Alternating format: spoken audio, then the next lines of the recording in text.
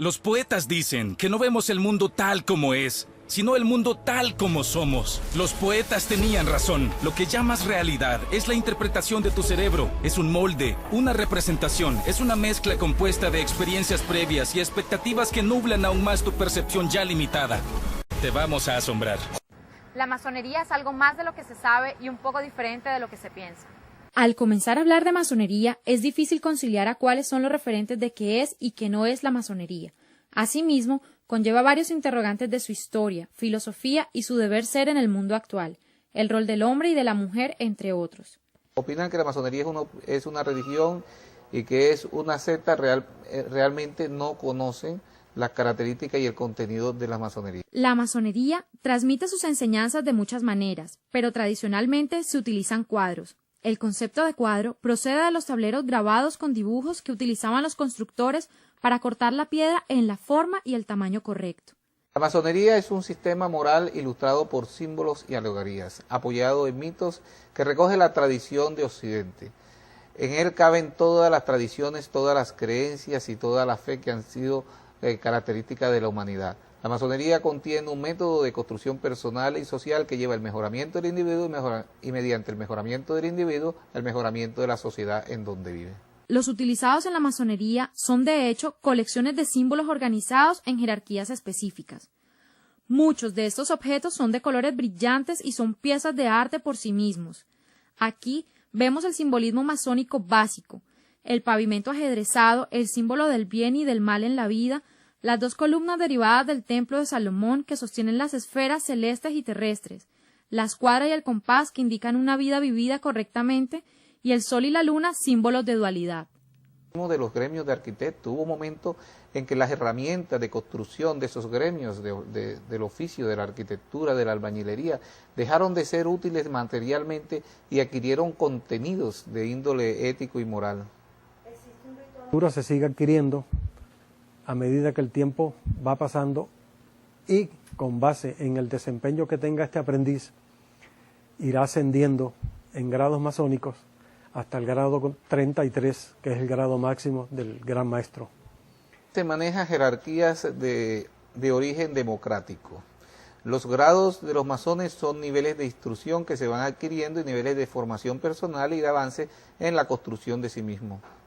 Cada grado te transmite una enseñanza, como una especie de ética de autoconstrucción, más no de que un grado superior va a mandar sobre tus ideas o algo. La masonería es un taller de... Una forma de pensar y de ser, que mantiene como propósito el construir una fraternidad universal, donde todo es rito para el debate, y una de las opiniones más generalizadas es que la masonería se abra a la sociedad, pero existen aspectos que para los masones corresponden solo al terreno interno, aspectos que causan curiosidad y morbo, que de alguna manera argumenta la leyenda en las sociedades. Bueno, en realidad que la interpretación que le dan las personas que nunca han estado cerca de lo que es la masonería se refiere casi siempre a versiones que oyen y que muchas veces riñen con la realidad. El masón es un ser de primera mano que tiene que ser creyente en Dios. Ningún masón es ateo. Todo masón debe creer en Dios. Para nosotros Dios es el gran arquitecto del universo. A partir de esa base, pues todo lo que se asemeje a Dios debe ser concebido como algo altruista, algo que cada día requiere de más perfección. La masonería no discute en su seno temas religiosos, no ataca ni las religiones que tienen un solo ser supremo, ni las religiones hindúes que tienen 5.000 dioses. Entre nosotros hay masones católicos, presbiterianos, anglicanos, musulmanes, etcétera, de todas las denominaciones religiosas y de toda la fe que se puedan concebir. La masonería no es una religión y respeta mucho las creencias de cada persona. En la masonería existen evangélicos, protestantes, testigos de Jehová, existen musulmanes, existen feministas, machistas, de todo tipo de concepciones ideológicas. Es más, uno de lo que te llama a ti la masonería es que para pertenecer a una logia masónica debes de dejar afuera todo lo que es los temas de religión y de política. Ya no hablamos de masonería tradicionalista, es una masonería que se convierte en una masonería más liberal y mixta, donde el elemento diferenciador más importante es de la aceptación de la mujer en sus logias. Masonería simbólica, no existían antecedentes de la participación de la mujer en ella. Y es una gran logia. Colombia es fue el último país de Latinoamérica en darle el derecho al voto a las mujeres. Es la sociología influenciando a las mujeres en un fenómeno que en el mundo se ve natural desde hace más de 2 siglos. Pues la mujer y el hombre tienen el mismo estatus, tienen la misma validez, se miden por el principio de la igualdad. Y reconoce que debe haber un espacio en donde todos podamos, blancos y negros, hombres, mujeres, capitalistas, socialistas, vivir en completa armonía sin hacerle daño al otro y en completa paz. Con igualdad de derechos, no tienen ninguna restricción, ninguna limitación, ellas participan activamente como un masón o una masona más. El Internet ha facilitado el conocimiento de la diversidad de información existente acerca de la masonería, haciendo un aporte importante para los masones y no masones, interesados en conocer más allá de lo parroquial, pero a su vez también ha sido medio de divulgación de cierta ofensa de la sociedad.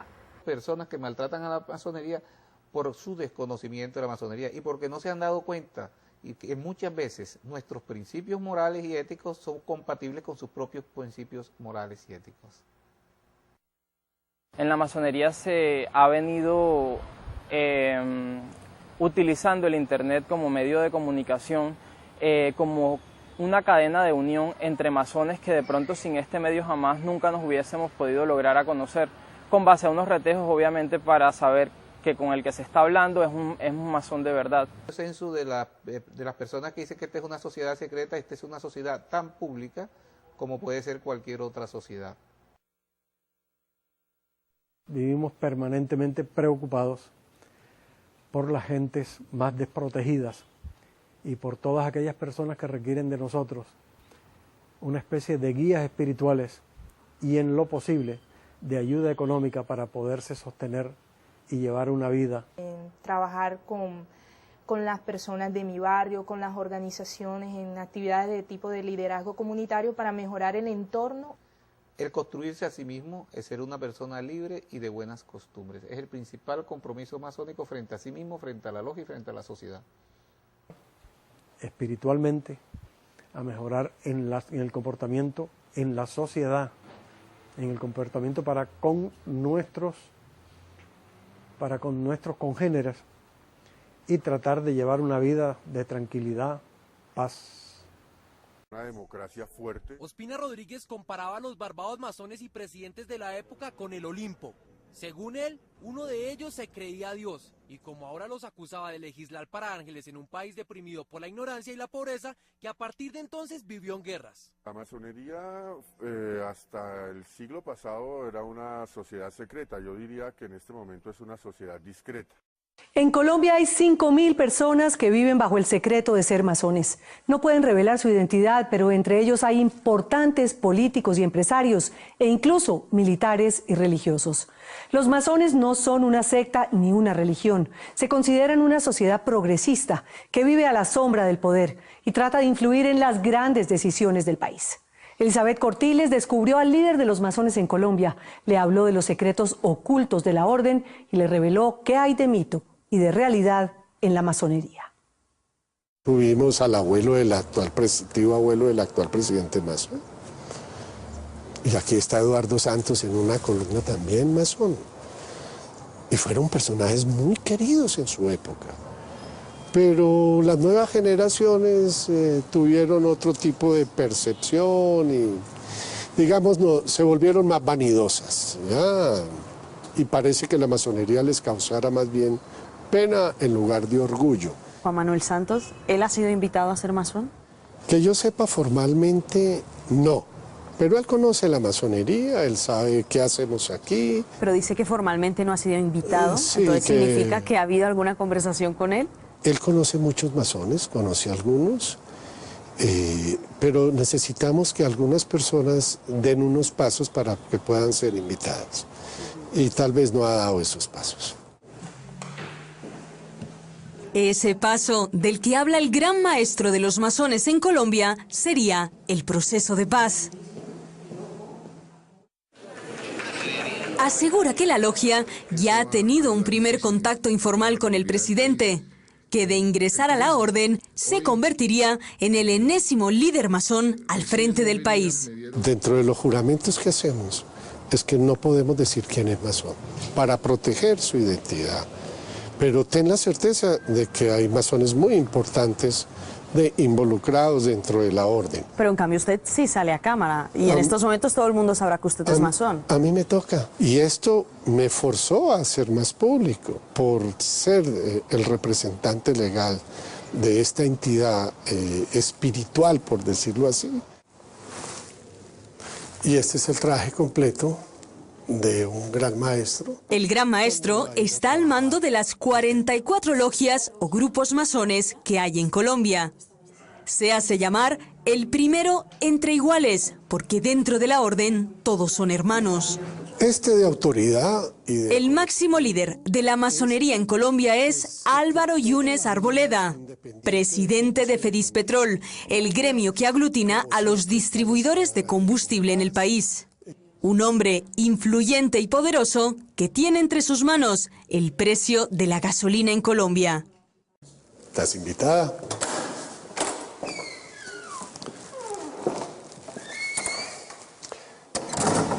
Este es nuestro templo, lleno de una fuerza magnética, lleno de simbología, y como puedes ver no tiene tampoco nada de extraño.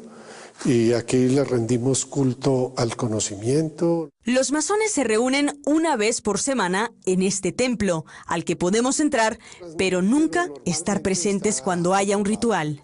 ¿Quién se pone aquí delante? Delante del altar. Aquí, este es, como bien lo has dicho, es el ara, es el altar. Ahí tenemos el libro de la ley. En estos encuentros secretos se mezclan rituales simbólicos con largos debates. Cada logia tiene su tema de interés, pero la religión y la política dentro del templo están vetadas. Si no hablan de política y no hablan de religión, durante 2 horas, ¿de qué hablan? ¿Y te parece poco la ciencia, la tecnología, el esoterismo, el enriquecimiento filosófico de los hermanos, el amor fraternal que debemos tener, la filantropía que nos toca hacer? Son millones de temas, independientemente de política y religión, que los masones hacemos. Todo se decide sentados en estas sillas, donde se mezclan religiosos, militares, políticos y empresarios, las grandes figuras del país. La masonería no es una religión ni una secta. Ellos se definen como una sociedad filantrópica y progresista, que llegó a Colombia con los libertadores. Toda la gesta de independencia, absolutamente todos nuestros héroes fueron masones.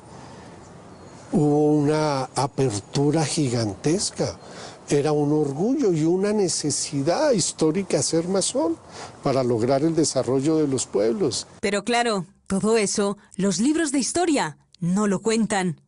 Los masones siempre han estado a la sombra del poder, influyendo en la política y la economía del país, pero ocultando, por voluntad propia o no, su condición de masones.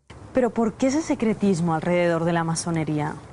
Históricamente la masonería ha tenido episodios nefastos de persecución religiosa, de persecución política, y una manera de protegerse es su discreción o antiguamente su secreto. En épocas muy difíciles los quemaban, los mataban, en épocas más recientes los fusilaban. Maestro, ¿y cuántos masones hay en Colombia? Creo que entre activos e inactivos unos 12.000 en las últimas décadas. Vigentes hoy en día 5.000 aproximadamente. Los masones no se esconden, pero tampoco se muestran abiertamente. Uno los encuentra en el centro de Bogotá, en la carrera quinta con 17, y aunque todo el mundo puede entrar en su sede, solo los masones participan en los rituales y solo entre ellos saben reconocerse. Los delatan sus símbolos casi inapreciables y tienen su propio saludo secreto. Ese pomo es para anunciar que hay alguien aquí, toca, y alguien adentro se escucha. Depende de la manera como toque, sabemos si es masón o no es masón. ¿Y cómo lo saben? No puede... Por la manera del toque. ¿Y no puede hacer la manera del toque? No toca. Porque ser masón significa pertenecer a una sociedad elitista. La Gran Logia de Colombia solo acepta el ingreso de hombres, aunque otras logias del país están formadas por mujeres. No todos los hermanos son boyantes, pero se debe hacer una cuota inicial similar a un semestre de la Universidad de los Andes. A simple vista, parece un club de caballeros. Aquí se hacen negocios y en los pasillos sí se habla de política. ¿La masonería es poder en Colombia? Hoy no. Hay que reconocer que estamos en crisis. Hay una crisis interna, una crisis de no podernos mostrar. Nos llegó también un estado de comodidad, nos quedamos ahí y se nos olvidó realmente los aspectos fundamentales de la orden. Los masones tuvieron un importante papel en el desarrollo económico y social en el país en el siglo XX. Lo fueron Luis Cano, el fundador de El Espectador, Benjamín Herrera, fundador de la Universidad Libre, o Evaristo Obregón y Mario Lacerna, rectores del Atadeo y los Andes. La nobleza europea representada en la parte de Inglaterra, todos son masones. El príncipe Carlos y de ahí para abajo la nobleza son masones. ¿El príncipe Carlos es masón? Sí, y es una de las cabezas de la masonería. ¿Y Mario Moreno Cantinflas? Mario Moreno en América, que es un ídolo para nosotros los latinos, también fue masón. Así es. En la Gran Logia de Colombia hay paredes enteras dedicadas a ilustres masones. Quedamos sorprendidos con la cantidad de retratos famosos que cuelgan al lado y lado de los pasillos. Albert Einstein, Walt Disney, Mark Twain, Oscar Wilde, Johann Goethe, John Wayne, Pete Sellers o Louis Armstrong. Músicos como Mozart. ¿Mozart también era masón? Mozart es uno de los símbolos. Y también Beethoven y Bach. A diferencia de Colombia, en Chile, Perú, Brasil, Argentina y Uruguay, la influencia masónica sigue siendo notoria. Y por supuesto, los Estados Unidos, donde 7 de los 9 padres fundadores eran masones. ¿Y Barack Obama? Que dicen que también es masón. ¿Qué nos hace pensar que Barack Obama es masón? Barack Obama es masón, iniciado en una logia y por lo tanto recibió, digamos, la luz dentro de una logia. Que sus destinos se deban al pueblo norteamericano es algo diferente. Va a salir en Los Informantes. A los masones les gusta decir que con los años han pasado de ser una sociedad secreta a una sociedad discreta. Se han creado tantos mitos alrededor de sus singulares rituales que muchos olvidan el auténtico objetivo de la masonería, que no es otro que ayudar a crear una sociedad mejor. No hay trucos ni magia, tan solo un grupo de hombres que quieren influir en el curso de la historia. Y es que el verdadero secreto de los masones es que no hay secreto. Empecemos. Aunque el coronel Hernán Mejía está preso y pagando su condena, tiene cosas que contarle al país. Sean ciertas o no, es su versión y resulta sorprendente que un hombre de su rango haya sido el infiltrado en varios campamentos de las FARC y le haya entregado a sus superiores secretos que desencadenaron las más audaces operaciones contra la guerrilla. Logró meterse a la familia Fariana. La hija de Tiro Fijo fue la mujer que lo llevó de la mano, haciéndose pasar por médico, a lo más profundo de la selva. Conoció secretos que hasta hoy revela. Por trabajar en inteligencia habla de otros temas delicados que conoció. La nena Arrázola, con beneficio de inventario, lo escuchó desde su lugar de reclusión. Desde ahí descubrí que tenía muchas vendas en los ojos después de 30 años de soldado. ¿Por qué, coronel? Un verdadero secretariado que está incrustado hace más de 2 décadas en la sociedad de Colombia. Después de 8 meses de tener un contacto muy cercano, descubrir que los verdaderos tentáculos estaban en la sociedad y en el nivel político más alto del país, y no en las selvas del Caquetá y el Putumayo. Descubrir que las decisiones más fuertes de ese grupo estaban acá cercanas al centro del poder y no en las selvas. ¿Por qué dice eso, coronel? ¿Cómo es? Porque las acciones políticas y las decisiones trascendentales en ese grupo no dependen de los hombres que están en la selva, sino de un secretariado especial de políticos, de jerarcas de la iglesia y de funcionarios y presidentes de grandes empresas. Cercanos a la FARC. No cercanos a las FARC, de las FARC. Eso me trajo aquí. Pocas personas conocieron eso. Que hasta colegas suyos estaban en la nómina de la FARC, del archienemigo. Me muestra sus secretos, me muestra toda la evidencia al respecto. Me sorprendió muchísimo que me mostrara cómo había personal de la institución militar que trabajaba con ellos y recibía el sueldo. Me sorprendió muchísimo encontrar a reconocidos jerarcas de la iglesia con un poder de decisión en esa estructura, y me sorprendió muchísimo más encontrar nombres de ministros y exministros en ese grupo de decisión de esa estructura terrorista. Ellos verán este programa y ellos sabrán quiénes son y sentirán en lo profundo de su corazón que están en ese grupo. ¿Está seguro? Absolutamente seguro de que esa información, que contar que había un secretariado alterno en la sombra, que despachaba desde Bogotá dentro de la misma institucionalidad, y muchos de ellos con rango de exministros, le costó estar tras las rejas. Dijo que se metió con intocables y que eso tiene un precio muy alto. Eso dice él, esa es su versión. Dar a conocer los nombres de las personas con poder que actualmente tienen la decisión en muchos aspectos del Estado, hizo que me aniquilaran pocos días antes de que eso se conociera y cambiara necesariamente la estrategia contra las FARC. Era su derrota.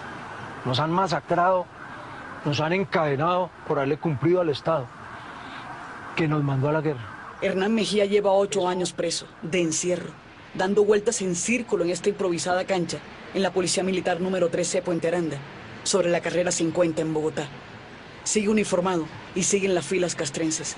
Está condenado a 19 años y a pagar cerca de $20 millones al Estado. Su proceso está en apelación. Se ve agobiado y no lo disimula. A veces titubea, se frota las manos, calla por segundos y mira al piso. De pronto es como si quisiera terminar esta entrevista y volver a su celda. Es que no está seguro de contar lo que va a contar enseguida. Se repite 1000 veces que ya no tiene nada que perder. El coronel miraba con insistencia a su alrededor. Es como si temiera ser oído. Guardias militares se paseaban por donde estaban las cámaras. Y vamos a ver entonces si detrás de todo esto que está ocurriendo a simple vista hay algo que nosotros no vemos. Por eso le damos la bienvenida al señor Ramses Nasser, que Ramses es un investigador, periodista, futurólogo. Este tipo de periodismo que mira más allá de lo que vemos a simple vista. Gracias, Ramses, por estar con nosotros. Vamos entonces a hablar de lo que le llaman las sociedades secretas. Y hay una de ellas que se llaman los Illuminatis. Sí. Yo en realidad he oído la palabra, yo en realidad no sé quiénes son, ni a qué pertenecen, ni cuáles son sus creencias. Se refiere a una sociedad secreta fundada en el 1736 en Alemania. La Iglesia Católica quiere prohibirla en Alemania. No obstante, ellos se disuelven, pero siguen vivos. ¿Quiénes son los Illuminatis? Los Illuminatis es una organización que en principio tuvo que ser secreta porque la mayor parte de los servicios secretos antiguamente estaban en logias. Las logias significan casa, lugar de reunión de estas fraternidades. El objetivo básicamente de los Illuminati era no destruir a la Iglesia Católica, pero sí reformarla internamente. Y para ello creó un plan y un proyecto que fue combatido, como bien tú dices, por el gobierno de Bavaria y fue disuelto. Posteriormente, esto, según dice la historia, ellos pasan a través de los masones norteamericanos cuando desembarcan aquí en Estados Unidos y fundan la nación norteamericana. Ok, entonces entre los padres fundadores hay Illuminatis. Hay Illuminatis, igual que hay caballeros de la Orden del Dragón Rojo, como era el presidente. O los templarios. ¿O los masones? Todo ello viene escalonadamente a formar parte de un solo movimiento. Pero específicamente el Illuminati, dos preguntas. ¿Todavía hay Illuminatis en este momento que se identifican como Illuminatis? ¿Y cuáles son sus declaraciones de principios? ¿En qué creen? Bueno, ellos básicamente lo que buscan es el control del poder del mundo. Tenerlo en lo que se ha declarado abiertamente un nuevo orden mundial. El control del poder del mundo, Sí. que vamos a ver cómo es que uno logra eso. Bueno, a través del dólar, ¿no? Bueno, a través de Wall Street, por supuesto, o a través de los gobiernos o las armas nucleares. Claro, ¿No es así? porque todas estas personalidades, altas personalidades, como por ejemplo Rockefeller, como por ejemplo los Rothschild, los Salomon Schiff, en fin, un grupo muy poderoso, están asociados a estas organizaciones que tienen otro nombre en estos momentos, pero que siguen siendo lo mismo. Por ejemplo, el grupo Bilderberg, conocido como un grupo de grandes financieros, entre los cuales se encuentra el Rockefeller. Los Rockefeller son uno de los grandes fundadores de estas organizaciones. Pero entonces, ¿cómo usted sabe que independientemente de no tener el nombre, todavía están respondiendo a los principios de los Illuminatis? Porque son los mismos principios. ¿Y qué son cuáles? ¿Orden mundial? Orden mundial, control del mundo, a través de una sola filosofía pagana. Y, ok, dígame cuál es entonces esa filosofía. Luciferina. Luciferina, relacionada al diablo. Ahora sí, estamos en relación con otros Illuminati que sí retomaron el aspecto de estos Illuminati que generó Weishaupt en Bavaria, que son Giuseppe Mazzini, un italiano que había peleado con Garibaldi, y Albert Pike, grado 33, máximo grado 33 del rito escocés. Y este hombre y ellos dos idearon un formulario para lograr apoderarse del mundo. Ok, entonces, espérese, mucha información. Usted me está diciendo que ellos responden a las fuerzas negativas, que son luciferinas, significa Lucifer, significa el diablo. Ok, dígame, ¿cómo uno puede responder a las fuerzas negativas? Bueno, porque ellos dicen que el verdadero portador de la luz fue Lucifer. Y que la gran batalla que se estableció en el universo fue en el planeta Venus, y ahí el Lucifer está instalado. La estrella del este, que ellos adoran, y adoran al diablo a través de ello. Ahora, lo ven de una manera redentora, no lo ven como una manera satanizada, como lo hace ver la Iglesia Católica o lo hacen ver cualquier otro tipo de organizaciones religiosas. Entonces, ese culto subsiste todavía a través de las iglesias negras, de los pactos negros. De las iglesias negras. ¿Dónde están las iglesias negras? Hay en muchas partes del mundo situadas, en Roma, aquí mismo en Estados Unidos, en Nueva York. Sí, y se llaman como satánicas, así, iglesias negras. Satánicas. Pero entonces los Illuminati. Satán. Okay, Satán es lo mismo que Lucifer. Satán es un nombre que significa adversario en hebreo.